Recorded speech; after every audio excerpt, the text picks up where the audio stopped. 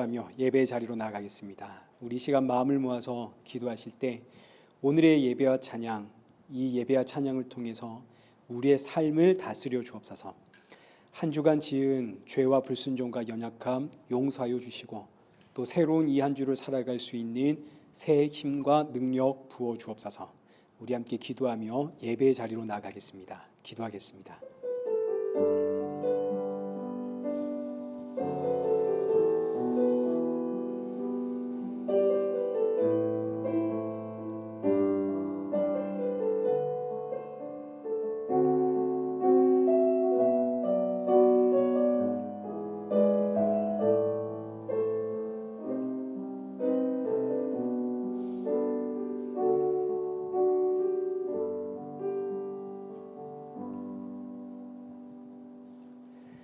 태초에 말씀이 계시니라.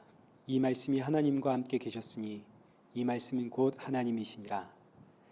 참 좋으신 하나님, 오늘도 우리를 이 예배의 자리로 인도하여 주심에 감사를 드립니다. 오늘 이 예배를 통하여 그 말씀이신 예수 그리스도가 나의 생명의 구주임을 알고 믿을 수 있는 복된 은혜 허락하여 주옵소서. 이 시간 한 주간 우리가 짊어진 죄와 삶의 무게를 주님 앞에 내려놓습니다.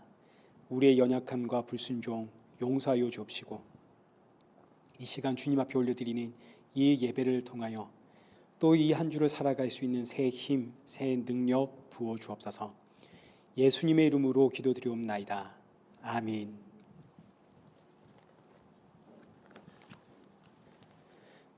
우리 신앙 고백하겠습니다.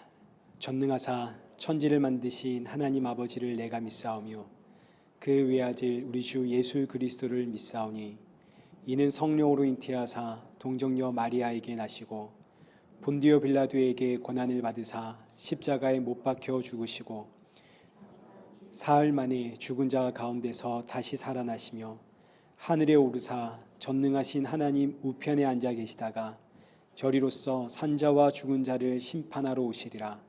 성령을 믿사오며 거룩한 공회와 성도가 서로 교통하는 것과 죄를 사하여 주시는 것과 몸이 다시 사는 것과 영원히 사는 것을 믿사옵나이다.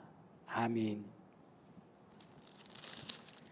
우리 교독문 제46번 우리 함께 교독하시겠습니다. 내 영혼아 여호와를 성축하라. 여호와 나의 하나님이여.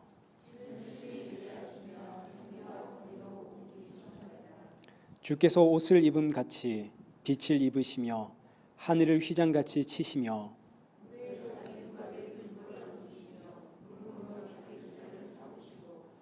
바람 날개로 다니시며 바람을 자기 사신으로 삼으시고 불꽃으로 자기 사역자를 삼으시며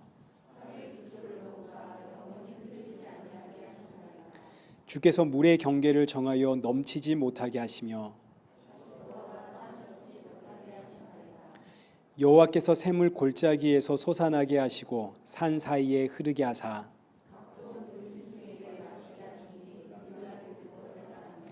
공중의 새들도 그 가에서 깃들이며 그가 그의 누각에서부터 산에 물을 부어 주시니 땅을 만족시켜 주는도다. 아멘. 찬송가 31장 함께 찬양하시겠습니다.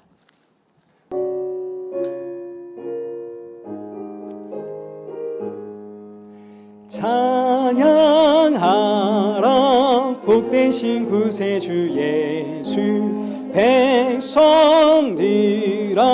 사랑을 전하세 경배하라 하늘의 천군과 천사 주님 앞에 영광을 돌리세 목자같이 우리를 지키시고 종일 품에 늘 안아주시니 찬양하라 높으신 권세를 찬양 찬양 찬양 영원히 드리세 찬양하라 복되신 구세주 예수 우리 대신 죽임을 당했네. 구주 예수 영원한 구원의 소망 경배하며 겸손히 절하세. 찬양하라 우리 죄 지신 예수 그의 사랑 한없이 크셔라. 찬양하라 높으신 권세를 찬양 찬양 찬양 영원히 드리세. 찬양하라 복되신 구세주 예수 천사들아 즐겁게 찬양해. 구주 예수 영원히 다스리시니 멸류관을 주 앞에 드리세. 구주 예수 세상을 이기시고 영광 중에 또다시 오시리. 찬양하라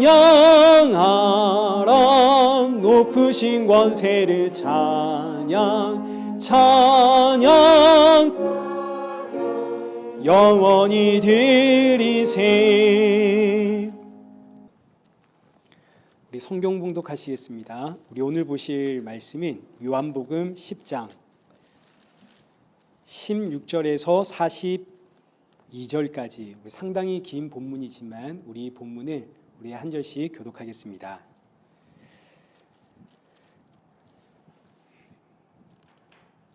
또 이 우리에 들지 아니한 다른 양들이 내게 있어 내가 인도하여야 할 터이니 그들도 내 음성을 듣고 한 무리가 되어 한 목자에게 있으리라.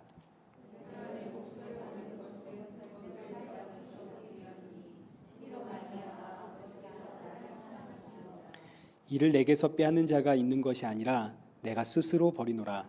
나는 버릴 권세도 있고 다시 얻을 권세도 있으니 이 계명은 내 아버지에게서 받았노라 하시니라. 그 중에 많은 사람이 말하되 그가 귀신 들려 미쳤거늘 어찌하여 그 말을 듣느냐 하며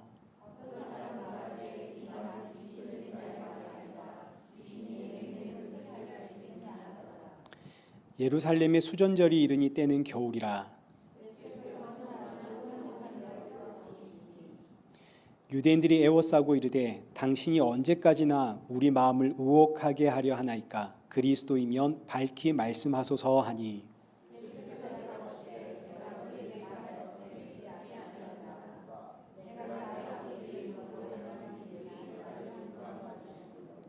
너희가 내 양이 아니므로 믿지 아니하는도다.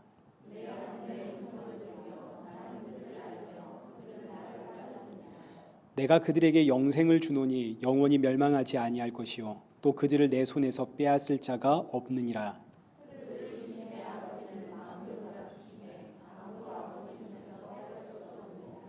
나와 아버지는 하나이니라 하신대. 예수께서 대답하시되 내가 아버지로 말미암아 여러 가지 선한 일로 너희에게 보였거늘 그 중에 어떤 일로 나를 돌로 치려 하느냐.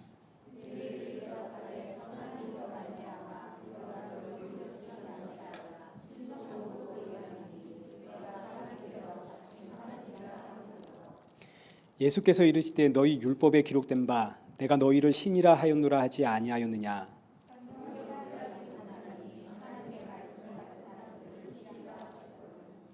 하물며 아버지께서 거룩하게 하사 세상에 보내신 자가 나는 하나님의 아들이라 하는 것으로 너희가 어찌 신성 모독이라 하느냐.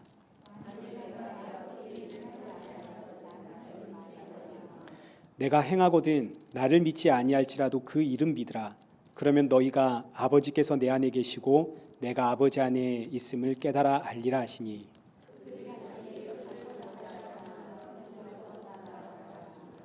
다시 요단강 저편 요한이 처음으로 세례 베풀던 곳에 가사 거기 거하시니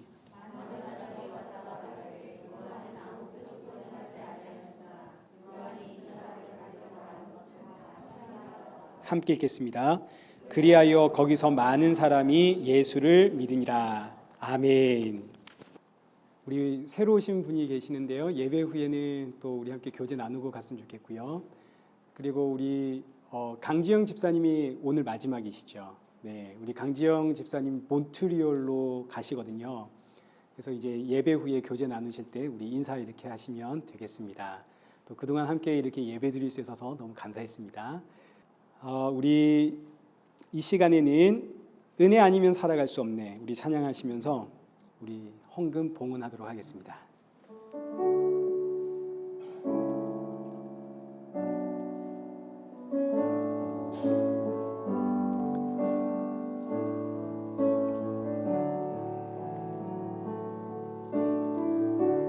은혜 아니면 갈 수가 복음마저도 다 주의 것이니 세상 평안과 위로 내게 없어도 예수 오직 예수뿐이네.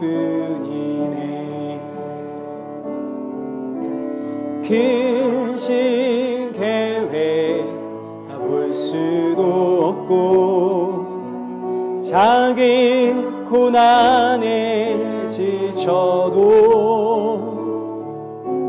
주께 묶인 나의 모든 삶 버티고 견디게 하시네. 은혜 아니면 살아갈 수가 없네. 나의 모든 것 다 주께 맡기니 참된 평안과 위로 내게 주신 주 예수 오직 예수뿐이네. 기도하겠습니다. 살아계신 하나님 아버지, 오늘도 이 예배 자리에 빈손으로 나오지 않게 하심 감사합니다. 비록 우리가 드리는 것은 작은 예물이지만 그러나 이 예물을 준비할 때마다 날 위해 십자가에 죽으신 예수님 기억하게 하시고 돌아가는 우리 성도들의 마음속에는 그 십자가의 보혈만 충만케 하여 주옵소서. 오늘도 주시는 말씀을 통해 나의 모습 다시 한번 돌아보고 점검하며 이 한 주도 십자가의 증인으로 살아가는 우리 성도 되어지도록 크신 은혜 허락하여 주옵소서. 예수님의 이름으로 기도드리옵나이다. 아멘.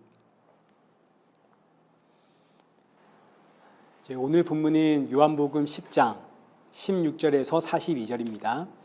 내가 내 목숨을 버리는 것은 이라는 제목으로 오늘 본문의 말씀을 우리 함께 살펴보도록 하겠습니다.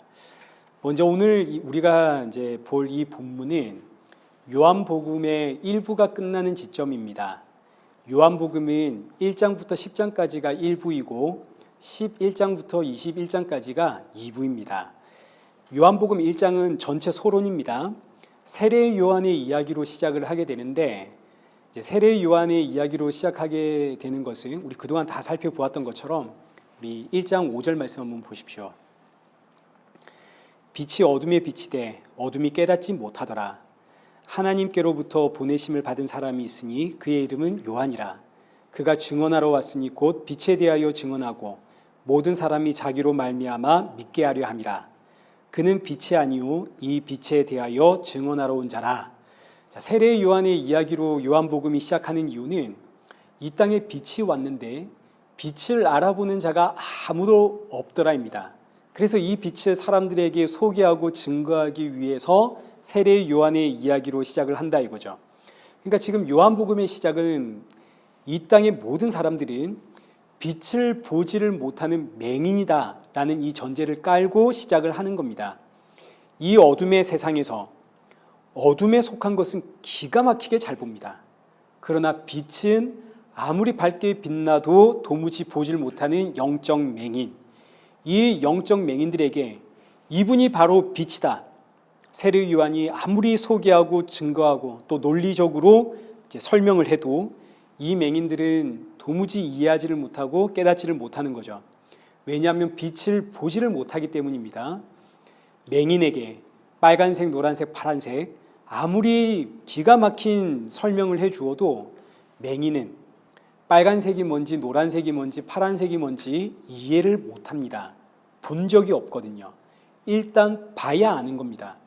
그러니까 빛을 보려면 먼저 이 영적 맹인들의 눈이 열려야겠죠. 이것이 요한복음 1부의 메시지입니다. 요한복음 1부의 메시지는 아무리 빛을 소개하고 가르치고 증거해도 사람들은 빛을 알아보지 못하더라. 그리고 나서 우리가 이제 다음 주부터 살펴볼 요한복음 2부의 메시지는 그렇기 때문에 내가 죽는다입니다. 영적 맹인들의 눈이 열리려면 먼저 이들의 눈을 가리고 있는 죄와 사망의 권세를 벗겨내야 되는데 이걸 무슨 수로 벗겨낼 건가요?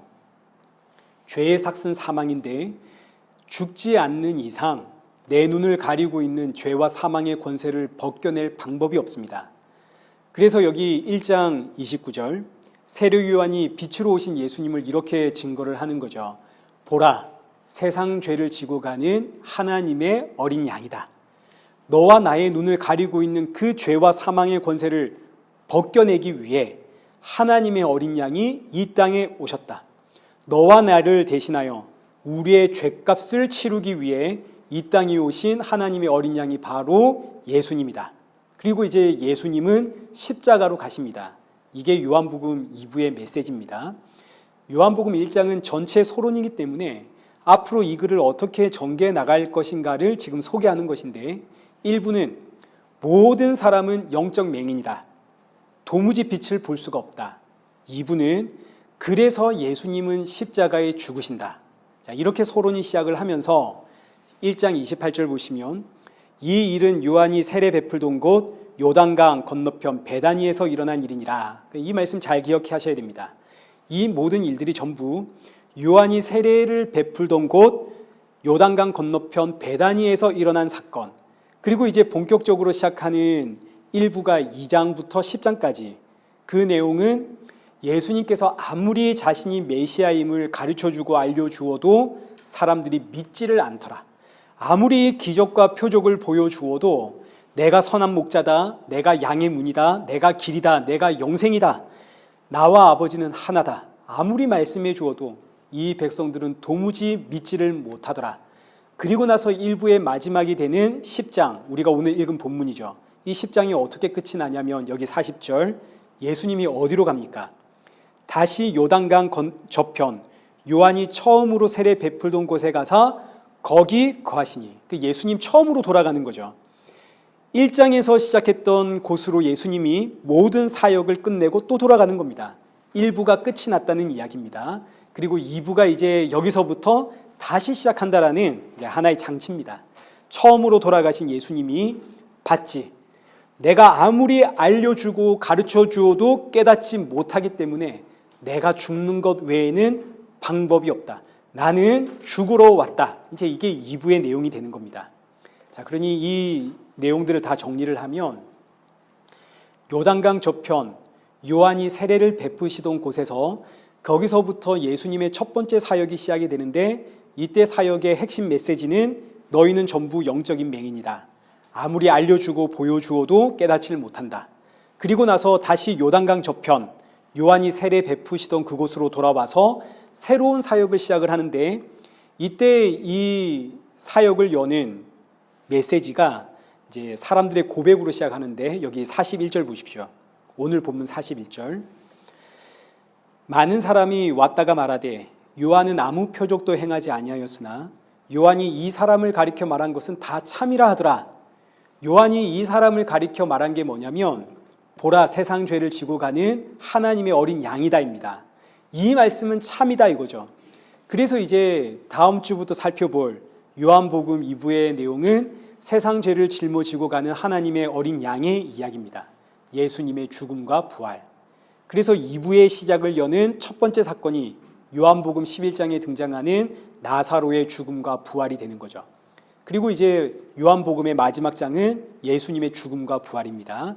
이렇게 요한복음은 뚜렷하게 1부와 2부로 구분이 되는데 오늘 우리는 그 마지막을 보는 겁니다. 그러니까 그 마지막의 메시지는 전부 사람들은 도무지 빛으로 오신 예수님을 메시아로 알아보질 못하더라. 이게 이제 그 마무리입니다. 이제 16절부터 보겠습니다. 또 이 우리에 들지 아니한 다른 양들이 내게 있어 내가 인도하여야 할 터이니 그들도 내 음성을 듣고 한 무리가 되어 한 목자에게 있으리라. 여기서 이 우리는 이스라엘을 뜻하는 거죠. 근데 이스라엘이라고 하는 우리 외에 다른 양이 또 있답니다. 이방인들을 뜻하는 표현입니다. 오늘 저와 여러분의 이야기죠. 그럼 이 양들은 어떻게 예수님께로 인도하여 낼 것인가? 이들 역시 예수님의 음성을 듣고 나와서 우리와 한 무리가 될 것인데, 이때 예수님의 음성을 들고 이방인들에게 가는 자들은 먼저 부름을 받아 이스라엘이라는 이 우리에서 나온 양떼들입니다. 그래서 12제자와 사도 바울을 중심으로 예수님의 음성이 온 세상으로 퍼져나가는 겁니다. 온 세상에 그 예수님의 음성이 퍼져나갈 때 그 음성을 듣고 주의 양들은 전부 모여서 한 무리가 되는데, 이 한 무리가 바로 교회입니다. 교회는 이제 여러분 알듯이 보이는 교회가 있고 보이지 않는 교회가 있습니다. 보이는 교회는 이 건물에 모여있는 저와 여러분이 보이는 교회고, 보이지 않는 교회는 쉽게 말하면 예수님입니다. 예수님이 교회 머리가 되시죠. 그리고 우리는 예수님의 몸입니다. 근데 이거 보이나요? 안 보이나요? 이건 안 보이는 거죠. 그러나 이 보이지 않는 이 교회, 예수님께로 모여서 한 무리, 한 몸이 되는 교회, 이 교회가 진짜 교회입니다. 오늘 우리가 이 교회 건물에 모여서 예배드리는 이것은 보이지 않는 교회, 예수님께로 모이는 하나의 표징, 하나의 상징이 되는 것이고, 진짜는 보이지 않는 교회이신 예수님께로 모이는 것, 이게 진짜인 겁니다. 그러니까 보이지 않는 예수님, 그 예수님께로 모이지 않으면 우리가 지금 이 건물에 아무리 와서 앉아있다 하더라도 이건 의미가 없는 거죠. 그래서 그렇게 성도는 어느 교회를 다니냐, 이게 중요한 게 아니죠. 어느 교회를 다녀도 우리 모두 다 한 가족, 한 몸, 한 형제, 한 자매, 우리 교회만 진짜다 이러면 안 되는 겁니다. 흔히 성도는 교회 중심으로 살아야 된다, 이런 말을 이제 우리가 종종 듣습니다. 그래서 이사를 해도 교회 중심으로 이사를 해라. 그러나 이때 교회는 눈에 보이는 교회가 아닙니다. 보이지 않는 교회, 예수님 중심입니다. 이게 진짜 교회 중심입니다. 그러니 여러분, 교회 중심으로 사십시오. 이 말은 우리 일의 교회를 중심으로 살아라, 이런 이야기가 아닙니다. 예수님 중심으로 살아라는 이야기입니다. 그러나 여기서 성도가 예수님의 음성을 듣기 전 먼저 선행되어야 하는 것이 있는데, 그게 바로 예수님의 죽음입니다. 예수님께서 이 맹인들의 눈을 열어줘야만 이 맹인들이 예수님을 보고 예수님의 음성을 들을 거 아닙니까? 이 맹인들의 눈이 열리는 것은 오직 예수님 십자가에 죽으셔야만 가능한 일입니다. 지금 우리의 눈은 죄와 사망의 권세가 붙들고 있기 때문에 이 죄와 사망의 권세를 먼저 벗겨내야만 우리의 눈이 열리는 거죠. 그러나 앞서 보았듯이 죄의 삭은 사망이기 때문에 사람은 죽지 않는 이상 이 눈이 열릴 방법이 없습니다. 그래서 오늘 본문 17절 보십시오. 내가 내 목숨을 버린다입니다. 내가 내 목숨을 버린다. 세상 모든 죄를 내가 짊어지고 내 목숨을 버리노라. 이 말씀을 해석한 것이 히브리서 2장 14절입니다. 자녀들은 혈과 육에 속하였음에 그도 또한 같은 모양으로 혈과 육을 함께 지니심은 죽음을 통하여 죽음의 세력을 잡은 자 곧 마귀를 멸하시고, 예수님이 죽음을 통해 죽음의 세력을 잡은 그 마귀의 세력을 멸하십니다. 우리의 눈과 귀를 막고 있는 저 마귀의 세력을 멸하시는 유일한 방법은 우리의 죄를 대신 지고 죽으신 예수님의 죽음입니다. 그러나 이 죽음은 그냥 죽음으로 끝나는 것이 아니라 여기 17절 말씀, 내가 내 목숨을 버리는 것은 그것을 내가 다시 얻기 위함이다. 예수님의 죽음은 부활을 위한 죽음입니다. 저와 여러분의 죽음은 그냥 그걸로 끝나는 죽음이지만 예수님의 죽음은 부활을 위한 죽음, 생명을 살리기 위한 죽음이다 이거죠. 예수님의 죽음은 마귀의 권세를 멸하시는 죽음이고 저와 여러분을 살리는 죽음입니다. 이 말씀을 18절에 다시 한번 반복을 하시는데, 이를 내게서 빼앗는 자가 있는 것이 아니라 내가 스스로 버리노라. 나는 버릴 권세도 있고 다시 얻을 권세도 있느니라. 이 굉장히 중요한 말씀입니다. 여러분, 사람의 생사화복, 사람이 살고 사람이 죽는 것 누구의 손에 달려있나요? 하나님 손에 달려있죠. 근데 이 하나님의 권세를 지금 누가 가지고 계시나요? 예수님 가지고 계시죠. 그럼 이 말씀은 예수님 이꼴 누구라는 이야기입니까? 여호와 하나님이라는 이야기죠. 예수님이 하나님이기 때문에 예수님의 생명은 사람이 빼앗을 수 있는 게 아닙니다. 누가 감히 하나님의 생명을 빼앗을 수 있습니까? 하나님께서 스스로 버리시는 거죠. 자, 여기서 이 죽음에 대해 우리가 좀 생각해 볼 필요가 있는데, 사람의 죽음과 예수님의 죽음의 차이가 있습니다. 물론 우리가 너무나 잘 알고 있지만, 사람도 누군가를 대신하여 죽을 수는 있습니다. 아버지가 아들을 대신해 죽을 수 있죠. 독립운동가, 나라를 위해서 자신의 한 목숨 던질 수 있습니다. 그러나 분명히 해야 하는 것은, 우리가 누군가를 대신해 죽을 수는 있지만 대신 죽었다고 해서 그 사람을 살릴 수 있는 것은 아닙니다.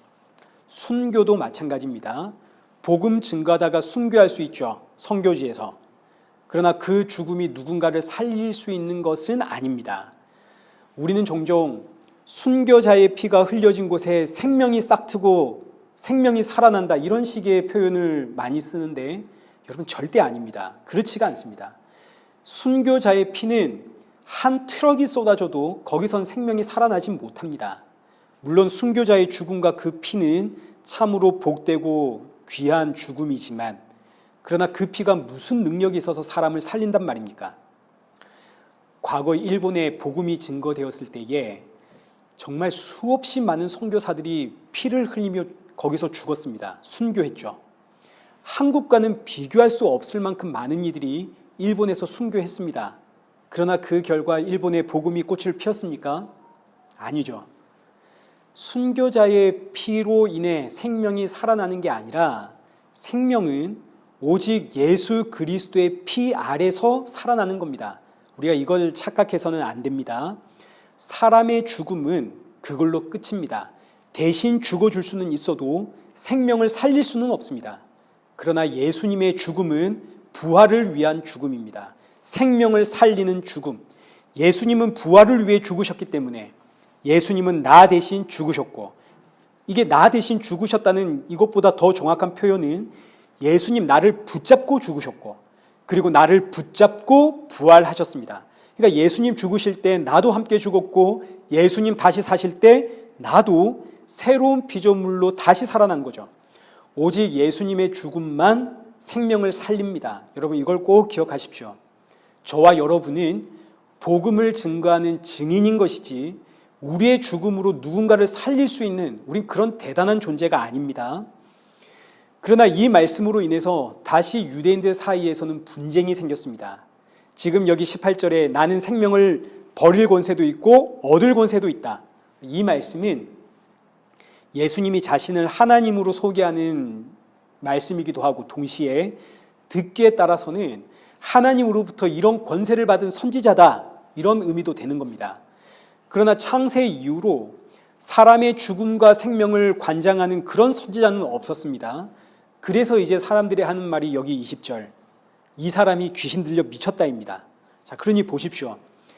결국 결론이 어디로 가냐면, 예수님의 그 수없이 많은 가르침들, 그리고 예수님의 그 수없이 많은 기적과 표적들, 그러나 그 모든 것들을 보았음에도 불구하고 결론은 어디로 가냐면, 사람들이 이 사람은 귀신 들린 자다, 이 사람은 귀신 들려 미쳤다, 이렇게 결론이 가는 겁니다.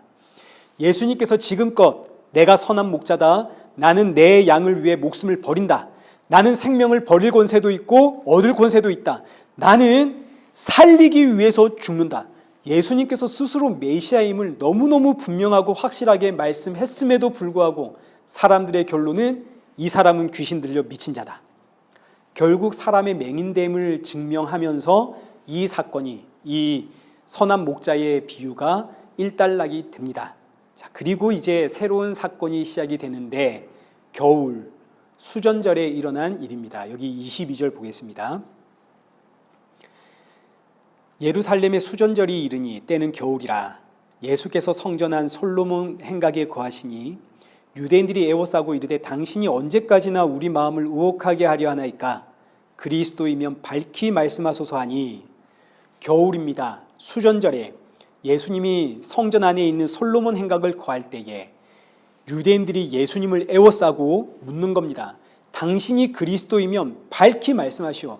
언제까지 우리를 혼란스럽게 할 겁니까?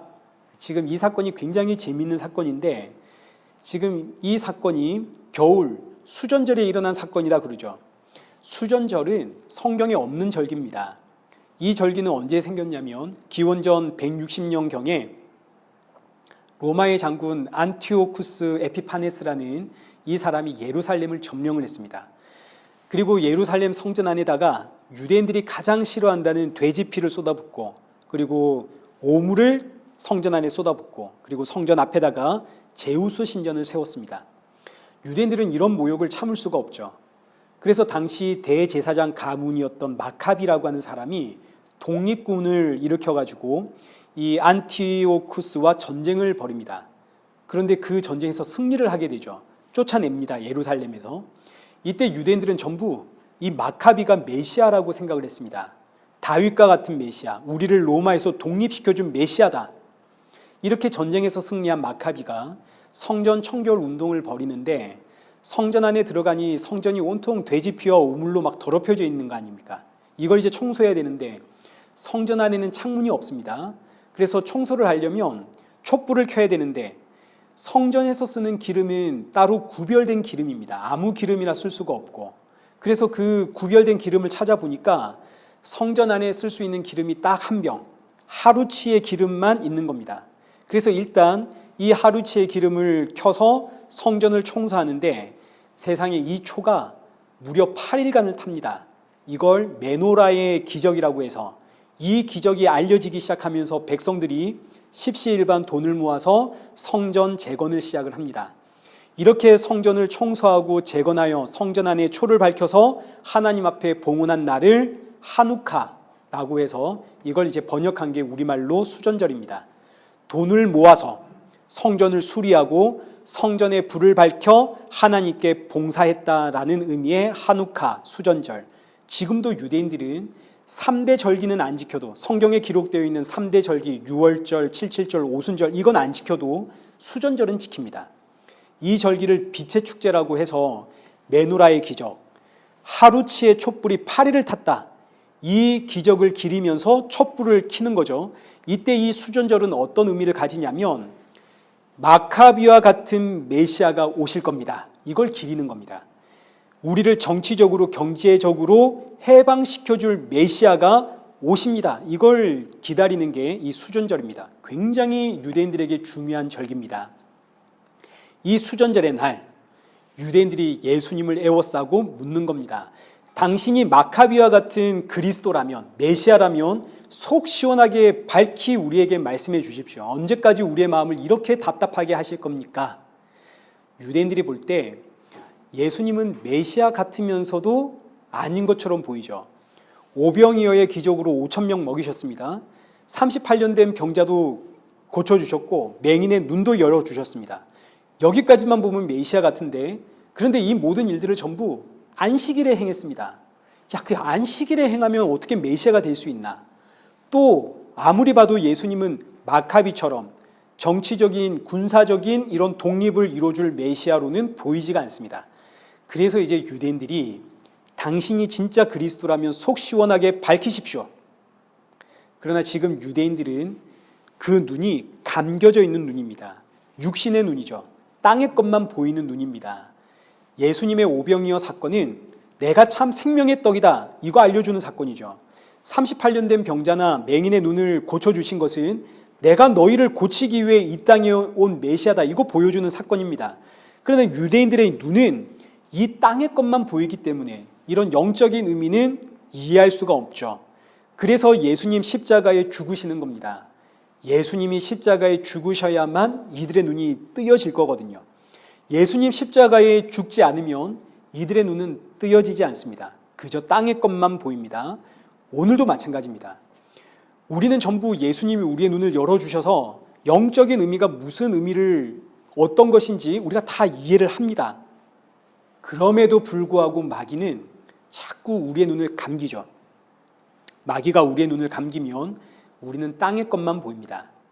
아니, 예수님 믿으며 형통하다 그랬는데 저 아무개 집사님은 기도했더니 기도에 응답받았다 그러고 저 아무개 권사님은 기도했더니 병이 나았다 그러는데 왜 나에게만 침묵하시나? 왜 내 소원은 안 들어주시나? 마귀가 우리의 눈을 가리면 우리는 자꾸 이 땅의 것만 붙잡고 씨름을 하게 됩니다.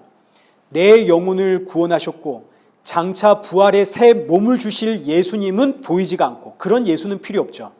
그저 이 땅에서 내 문제 해결해 주는 그런 예수만 찾게 되는. 그럼 이제 지금 유대인들처럼 이런 소리가 나오는 겁니다. 아니, 당신이 진짜 메시아입니까? 이게 믿음이 맞는가? 내가 지금 제대로 믿고 있는가? 그래서 여러분, 성도는 늘 깨어 기도해야 되는 겁니다. 세상의 유혹이 자꾸 내 눈을 감기지만 이 눈에는 오직 예수님과 십자가만 보이게 하소서 기도하셔야 되는 거죠. 지금 유대인들은 예수님의 이런 말 자체가 너무너무 듣기가 싫습니다. 아니, 그런 말 하지 말고 우리에게 확실한 증거 보여주시오. 내가 생명이다, 내가 영생이다, 내가 선한 목자다, 이런 말 하지 말고 당신이 우리의 소원을 들어주는 메시아가 맞는가? 그것만 확실하게 보여주시오. 지금 이 이야기를 하는 겁니다. 그러나 구약 성경이 증거하고 있는 것, 하나님께서 아무리 기적 보여주어도 사람은 믿지 않는다입니다. 사람은 다시 태어나지 않는 이상 아무리 기적을 봐도 이걸 전부 땅의 것, 육의 것으로 생각하지 영의 것으로는 생각을 못합니다. 이스라엘 백성들 10가지 재앙으로 출애굽했죠. 홍해 앞에서 원망을 합니다. 홍해가 갈라지는 거 눈으로 보았습니다. 그러나 그 다음은 물이 없다고 원망을 합니다. 반석에서 물이 터져 나오는 거 경험했습니다. 그런데 이제는 먹을 게 없다고 원망합니다. 먹을 것을 해결해 주었습니다. 그랬더니 이제는 금송아지 만듭니다. 아니, 여러분 보십시오. 이게 어디 보통 기적입니까? 그러나 그 놀라운 기적들을 현장에서 보고 경험했음에도 불구하고 이스라엘 백성들의 결론은 어디로 가냐면 금송아지로 간다고요. 사람들이 원하는 소원 하나님께서 아무리 응답해 주어도 사람은 그때뿐입니다. 돌아서면 새로운 소원이 나오고 돌아서면 새로운 기적을 찾게 되는, 심지어 기적이라고 하는 것은 여기 말고 다른 데도 있습니다. 불교에 가도 기적이 있고 무당도 병 고치고 복 주고 그럽니다. 그러니 시간이 흐르면 야, 이게 진짜 기적이 맞나? 진짜 하나님이 하신 거 맞나? 의심이 생기고 기적을 찾는 인생은 늘 허기져 있고 만족함이 없습니다. 오늘 본문의 유대인들처럼 진짠지 가짠지 늘 헷갈려하는 거죠. 그래서 예수님의 대답이 25절입니다. 25절. 예수께서 대답하시되 내가 너희에게 말하였을 때 믿지 아니하는도다. 내가 내 아버지의 이름으로 행하는 일들이 나를 증거하는 것이거늘. 예수님의 대답은 한결같습니다. 내가 너희에게 말했지만 너희가 못 믿는 것이다. 내가 내 아버지의 이름으로 행하는 일들을 보아라. 이것이 나를 증거하는 것이다. 그럼 예수님께서 아버지의 이름으로 행하신 일들이 뭔가요? 38년 된 병자 고치고 맹인의 눈 여시고. 그러나 이 모든 일들의 핵심은 어디에 있냐면 요한복음 6장 40절. 내 아버지의 뜻은 아들을 보고 믿는 자마다 영생을 얻는 이것이라. 예수님이 영생을 주시는 분, 예수님이 참된 생명을 주시는 분, 이걸 증거하는 것들이 이 모든 일들의 핵심입니다. 이게 아버지의 일입니다. 생명을 살리는 일, 이게 내가 하는 일이다. 그러나 지금 이 백성들은 영생, 참된 생명, 여기엔 관심이 없죠. 그저 이 땅의 삶. 지금 우리가 로마의 속국인데 우리를 해방시켜 줄 것인가? 우리의 경제 문제 이거 해결해 줄 것인가? 여기에만 온통 관심이 집중되어 있는. 그러니 너희가 다시 태어나지 않는 이상 내가 너희를 붙잡고 너희와 함께 죽고 다시 너희를 붙잡고 부활하지 않는 이상 너희가 나를 믿을 수 있는 방법이 없다. 나는 끊임없이 너희에게 말하고 있지만 너희가 믿을 수 없는 것이다. 그리고 나서 여기 28절. 내가 그들에게 영생을 주노니 영원히 멸망하지 아니할 것이요 또 그들을 내 손에서 빼앗을 자가 없느니라. 예수님은 끊임없이 내가 영생이다, 내가 생명이다, 끊임없이 말씀을 하시는데 유대인들은 못 알아듣습니다. 영생, 영원한 생명은 예수님이 주십니다. 이때 영원이라고 하는 단어가 굉장히 중요한데 우리도 종종 영원이라는 단어를 쓰죠. 영원히 사랑해. 저도 결혼하기 전에는 제 처에게 당신만 영원히 사랑하겠습니다 그랬습니다. 여러분도 다 연애할 땐 그러셨죠? 무슨 말인지 다 아시죠? 그러나 지금 우리가 경험하고 있듯이 이 세상엔 영원한 게 없죠. 영원은 오직 하나님께만 쓰이는 단어입니다. 영원이라는 말 자체가 창세 전을 이야기하는 거 아닙니까? 창세 전, 역사가 시작되기 전, 그때는 오직 예수님만, 하나님만 계시기 때문에 영혼은 이꼴 하나님입니다. 하나님이 없으면 영혼도 없습니다. 영혼이란 하나님을 증거하는 단어입니다. 영생도 마찬가지입니다. 하나님이 없는데 어떻게 영생이 있습니까? 하나님이 계시니까 영생이 있는 겁니다. 무엇보다 영원이라는 이 단어가 완전함을 뜻합니다.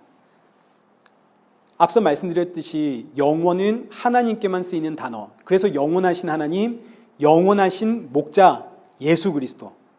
그 예수님이 나를 품으시는데 만약에 나를 품을 때 조금만 각도가 어긋났다 해 보십시오. 예수님이 나를 품으시는데 나를 완전하게 품지를 못해서 아기가 조금 벌어졌다 하십시다. 그럼 지금은 여기 조금이지만 영원이라는 그 관점에서 팽창이 되면 이 구멍이 얼마나 벌어질지 보십시오. 나와 함께 예수님이 나란히 가시는데 각도가 조금만 비틀어지면 영원이라는 시간 속에서는 완전히 남입니다. 그러니까 영원이라는 개념은 완전함. 이 완전함 속에 내가 있다 이거죠. 완전하신 하나님이 나의 영원한 목자가 되어 나를 완전하게 품으심. 그래서 이 고백이 나오는 겁니다. 여기 로마서 9장 35절 사도 바울이 그렇게 하는 고백입니다. 누가 우리를 그리스도의 사랑에서 끊으리오? 환난이나 공고나 박해나 기근이나 적신이나 위험이나 칼이야. 내가 확신하노니 사망이나 생명이나 천사들이나 권세자들이나 현재의 일이나 장래의 일이나 능력이나 높음이나 깊음이나 다른 어떤 피조물이라도 우리를 우리 주 그리스도 예수 안에 있는 하나님의 사랑에서 끊을 수 없으리라. 이 고백이 영원이라는 관점에서 나오는 고백입니다. 하나님이 영원하신 분이기 때문에, 하나님은 완전하신 분이기 때문에, 예수님은 영원한 나의 목자이기 때문에 그래서 나오는 고백. 그 무엇도 그리스도 예수 안에 있는 사랑에서 나를 끊을 수가 없다. 그래서 오늘 본문 28절에서 예수님이 이 이야기를 똑같이 하시는 겁니다. 내 손에서 빼앗을 자가 없다. 근데 이 고백이 29절로 가면 하나님의 손에서 빼앗을 자가 없다 비유를 하시는데 이 말씀이 곧 내 손이 곧 하나님의 손이다라는 이야기가 됩니다. 그래서 30절에 아버지와 내가 하나다. 내 손이 하나님의 손이고 아버지와 나는 하나다. 예수님이 지금 유대인들이 원하는 그 자신의 정체를 밝히 드러내셨습니다. 나와 아버지는 하나다. 그러나 이 말씀 앞에 유대인들은 손에 돌을 들고 예수님을 치려고 하죠. 32절입니다. 예수님이 묻습니다. 예수께서 대답하시되 내가 아버지로 말미암아 여러 가지 선한 일로 너희에게 보였거늘 그 중에 어떤 일로 나를 돌로 치려 하느냐? 유대인들의 대답이 33절. 유대인들이 대답하되 선한 일로 말미암아 우리가 너를 돌로 치려는 것이 아니라 신성 모독으로 인함이니 내가 사람이 되어 자칭 하나님이라 함이로다. 유대인들의 대답은 한결같습니다. 예수님이 하시는 그 모든 말씀을 못 알아듣죠. 네가 무슨 선한 일을 했는지 우리는 관심이 없다. 우리가 지금 이 손에 돌을 든 이유는 오직 하나, 신성 모독이다. 네가 사람이면서 자칭 하나님이라고 하니까 우리가 손에 돌을 들었다. 그러자 이제 예수님께서 34절에 예수께서 이르시되 너희 율법에 기록된 바 내가 너희를 신이라 하였노라 하지 아니하였느냐. 유대인들이 율법만 붙잡고 사니까 예수님도 율법을 가지고 말씀을 하시는 겁니다. 하나님께서 우리를 신이라고 하지 않았느냐. 여기서 신이라는 단어가 하나님이라는 뜻입니다. 여기서 신이라고도 번역하고 하나님이라고도 번역하고 할 수 있는 겁니다. 하나님께서 우리를 하나님이라 하지 않았느냐, 이런 이야기가 되는 겁니다. 시편 82편 1절과 6절 한번 보십시오. 1절 하나님은 신들의 모임 가운데 서시며, 여기서 이 신이라는 단어 자체가 하나님이라는 뜻입니다. 그러니까 다르게 표현하면 하나님은 하나님들의 모임 가운데 서시며, 이렇게도 번역이 가능한 거죠.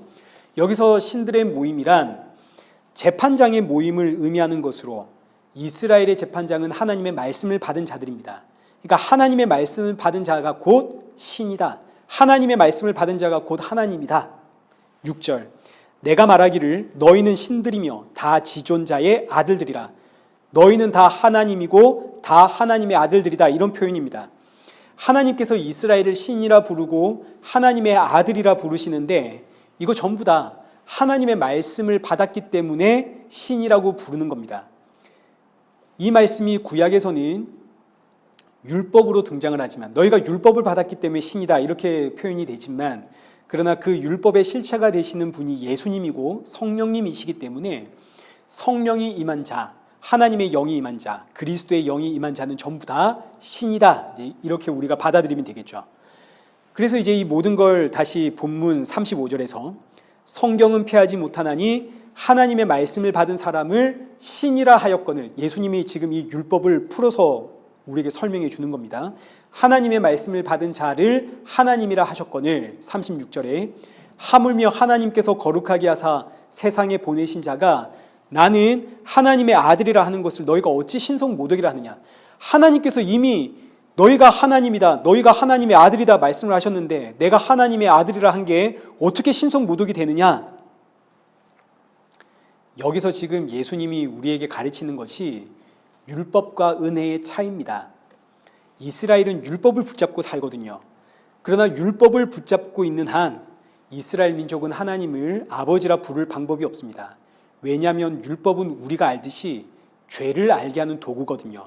로마서 3장 19절 율법은 모든 사람의 입을 틀어막고 온 세상이 하나님의 심판 아래에 있음을 알게 하는 게 율법입니다. 그러니 이 율법을 붙잡고 있는 한 나는 죄의 종인 겁니다. 죄의 종인 신분으로는 하나님을 아버지라 부르는 게 불가능하죠. 죄에 매여 있는 인생이 어떻게 하나님을 아버지라 부를 수 있습니까? 그러나 은혜는 하나님을 아버지라 부르게 합니다. 율법을 좀 어겼어도 하나님이 내 아버지이기에 아버지라 부르는, 물론 아버지께 좀 혼은 나겠지만 그래도 하나님은 내 하나님, 하나님은 내 아버지, 하나님이 내 아버지가 되는 순간 율법은 그 효력을 발휘할 수가 없습니다. 예수님은 지금 이 말씀을 통해서 율법과 은혜의 차이를 우리에게 가르쳐 주는데 나는 은혜를 붙잡고 있기 때문에 하나님을 아버지라 부르고 너희는 율법을 붙잡고 있기 때문에 이런 나를 보며 신성 모독이라고 하고 근데 대체 뭐가 옳으냐? 이미 너희가 붙잡고 있는 율법에 하나님은 우리를 하나님의 아들이라 하지 않았느냐? 그러나 그럼에도 불구하고 유대인들이 이 말씀을 논리적으로 이해했을지는 몰라도 감성적으로는 받아들일 수가 없는 겁니다. 이건 신성 모독이다. 어떻게 사람이 하나님이라 할 수 있고 어떻게 사람이 하나님을 아버지라 부를 수 있는가? 왜냐하면 지금 이들은 전부 율법에 매여 있는 죄의 종이기 때문에 하나님을 아버지라 부르는 것 자체를 상상을 못하는 겁니다. 그렇기에 이들을 살릴 수 있는 유일한 방법, 예수님 이들을 붙잡고 십자가에 죽으시고 다시 살아나는 것뿐이다. 입으로 넘어가는 거죠. 자, 지금 이 말씀을 사도 바울이 어떻게 정리를 했냐면 갈라디아서 4장 3절입니다. 이와 같이 우리도 어렸을 때에 이 세상의 초등학문 아래에 있어서 종노릇 하였더니, 여기 초등학문이 율법을 이야기하는 겁니다. 우리가 다 어렸을 때는 율법 아래에서 종노릇 했다 이거죠. 이때는 거기서 아무리 나와라 해도 나올 수가 없습니다. 율법이 나를 붙잡고 있고 죄가 나를 붙잡고 있기 때문에 여기선 내 힘으로 벗어나오는 게 불가능합니다. 그래서 여기 4절에 때가 참에 하나님이 그 아들을 보내사 여자에게 나게 하시고 율법 아래에 나게 하신 것은 율법 아래에 있는 자들을 속량하시고 우리로 아들의 명분을 얻게 하심이라. 때가 참에 하나님께서 그 아들을 보내 죽음으로 율법 아래에 있는 자들을 속량하시는 거죠. 율법이 말하는 죄값을 그 아들이 대신 지고 십자가에 죽으심으로 자기 백성들의 죄를 속량하고, 여기서 끝나는 게 아니라 6절 너희가 아들임으로 하나님이 그 아들의 영을 우리 마음 가운데 보내사 아빠 아버지라 부르게 하셨느니라. 그러므로 내가 이후로는 종이 아니요 아들이니 아들이면 하나님으로 말미암아 유업을 받을 자니라. 죄를 속량하시고 그걸로 끝난 게 아니라 우리 마음에 부활의 영으로 임하셔서 하나님을 아빠 아버지라 부르게 하심. 이게 은혜다 이겁니다. 그러니 이제 결론은 아무리 말해도 알아듣지 못하는 이 백성들 구원하기 위해선 예수님 십자가에 죽으셔야 한다가 결론입니다. 그리고 이것이 바로 무조건적인 은혜죠.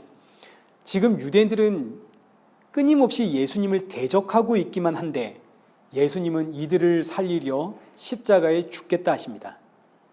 오늘 저와 여러분도 마찬가지죠. 우리가 무슨 자격과 조건을 갖추어서 예수님을 믿게 된 거 아닙니다.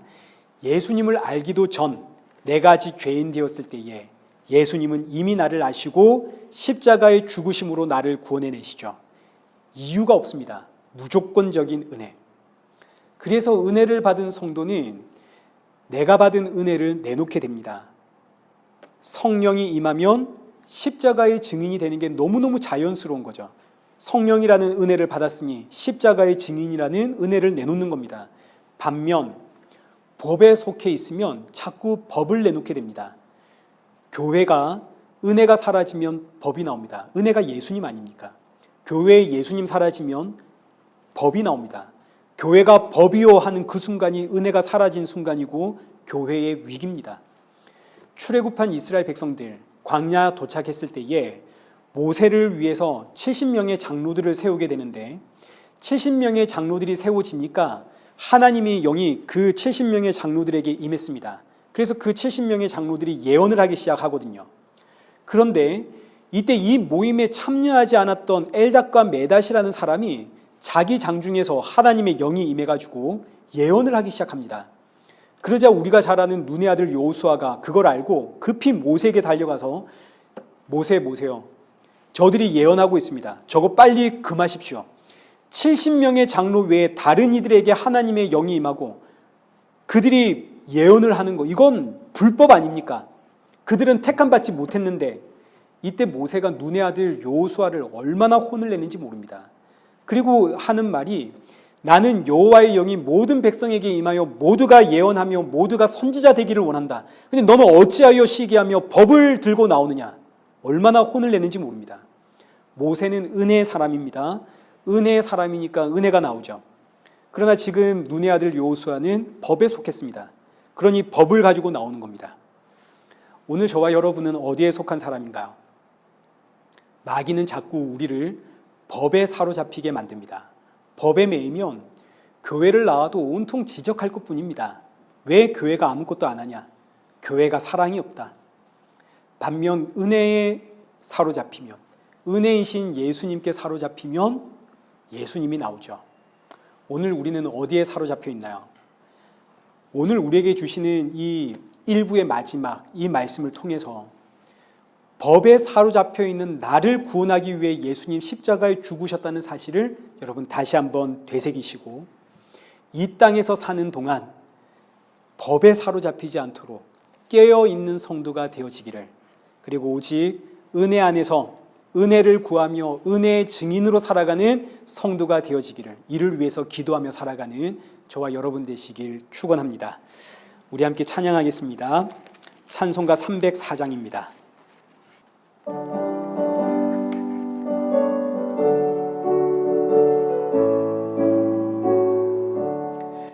그 크신 하나님의 사랑 말로 다 형용 못하네. 저 높고 높은 별을 넘 이 낮고 낮은 땅 위에 죄범한 영혼 구하려 그 아들 보내사 화목제물 삼으시고 죄 용서하셨네. 하나님 크신 사랑이 증량다 못하네. 영원히 변치 않는 성도여 찬양. 괴로운 시절 지나가 땅 위에 영화 쇠할 때 주 믿지 않던 영혼들 큰 소리 외쳐 울어도 주 믿는 성도들에게 큰 사랑 베푸사 우리의 죄 사했으니 기내이실까. 하나님 크신 사랑이 측량다 못하네. 영원히 변치 않는 살 성도여 찬양하세. 하늘을 두루마리 삼고 바다를 먹물 삼아도 한없는 하나님의 살 다기로 갈 수 없겠네. 하나님의 크신 사랑 그 어찌 닿았을까. 저 하늘로 비싸도 채우지 못하리. 하나님 크신 사랑이 측량다 못하네. 영원히 변치 않는 살 성도여 찬양하세. 우리 시간 기도하겠습니다. 우리 함께 마음을 모아 기도하실 때에 하나님께서 우리에게 은혜를 주셨습니다. 그런데 그 은혜가 정말로 내가 원하고 바랬던 그 은혜가 맞는가? 혹 성경이 말씀하고 있는 은혜와 내가 기대하고 있는 은혜가 다른 것은 아닌가? 혹 그렇다면 이 시간 기도할 때 참으로 주의 은혜가 나의 은혜가 되게 하여 주옵소서 하고 기도하시고, 또 주께서 주신 은혜가 참으로 나에게 은혜라면 하나님, 이 은혜의 실체가 되시는 예수님을 날마다 증거하며 예수님 안에서 감사하며 기뻐하며 살아가는 그런 성도 되도록 늘 나의 마음 붙잡아 주옵소서. 혹여라도 법에 사로잡히지 않도록 내 영혼 날마다 붙잡아 주옵소서. 우리 기도의 제목을 가지고 함께 기도의 자리로 나가겠습니다. 기도하겠습니다.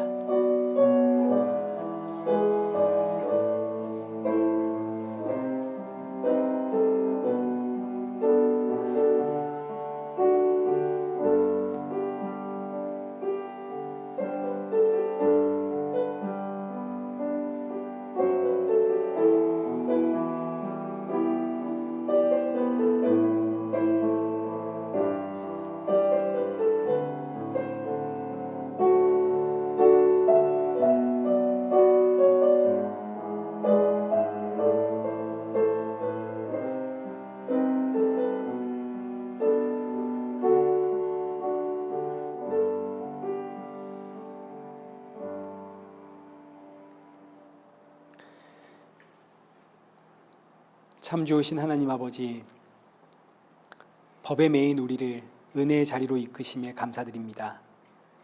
은혜의 자리에 섰기에 하나님을 아버지라 부를 수 있음을 잊지 않게 하시고, 무엇보다 이 은혜의 자리가 십자가에 죽으신 영원한 목자 예수님의 품 안이라는 사실 앞에 날마다 감사와 감격이 있는 성도가 되어지도록 우리의 마음과 생각을 붙잡아 주옵소서.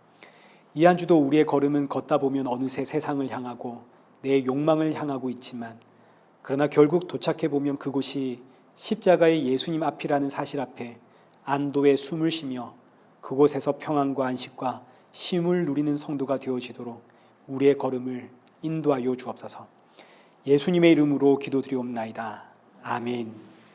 이제는 우리 주 예수 그리스도의 은혜와 성부 하나님의 크신 사랑과 성령 하나님의 위로교통 충만하심이 영원하신 목자의 영원한 인도를 받으며 선한 목자의 증인으로 살아가는 우리 일회교회와 성도들과 온 세계 교회 머리머리 위에 이제로부터 영원토록 함께 있을지어다. 아멘.